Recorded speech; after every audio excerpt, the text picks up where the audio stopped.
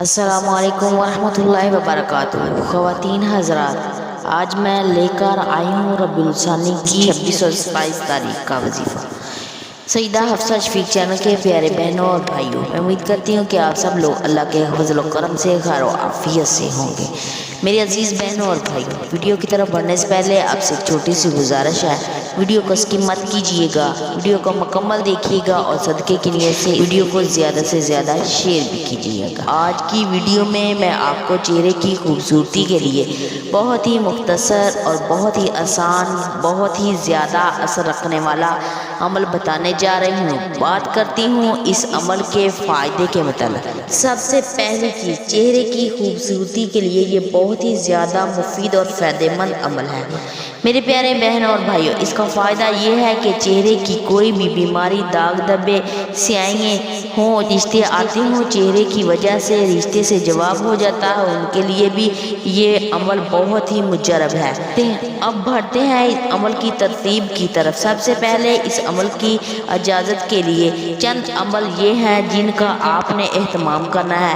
سب سے پہلی چیز، نماز کی پابندی کرنی ہے۔ نماز کی پابندی کے بغیر اس عمل کا کوئی فائدہ نہیں ہے۔ 2 نفل حاجت کی نیت سے پڑھ لینے ہیں۔ اگر عورت خصوص ایام میں ہے تو نفل نہ پڑھے، اس وظیفے کو پڑھ لے۔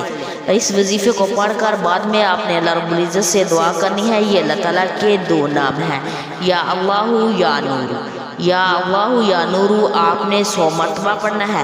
اگر 11 مرتبہ پڑھ لیں تو اور بھی اچھا ہوگا۔ اللہ کی عظمت اور بڑائی کو دل میں رکھ کر پڑھنا ہے۔ اس کے بعد آپ نے اس وظیفے کے اول آخر آپ نے درود شریف 11 بار ضرور پڑھنا ہے۔ پھر اللہ تعالیٰ سے اپنی چہرے کی خوبصورتی اور کشش کے لیے دعا مانگنی ہے۔ انشاءاللہ آپ کے چہرے کے سیاہیاں، داغ دھبے ختم ہو جائیں گے، آپ کا خوبصورت چہرہ نورانی ہو جائے گا۔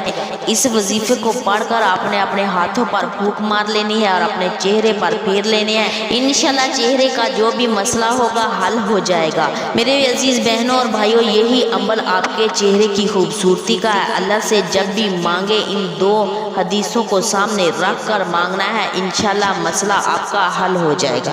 مزید ایسی معلوماتی ویڈیو کے لیے ہمارے چینل کو سبسکرائب کریں اور ویڈیو کو زیادہ سے زیادہ شیئر بھی کریں۔ جزاک اللہ خیر۔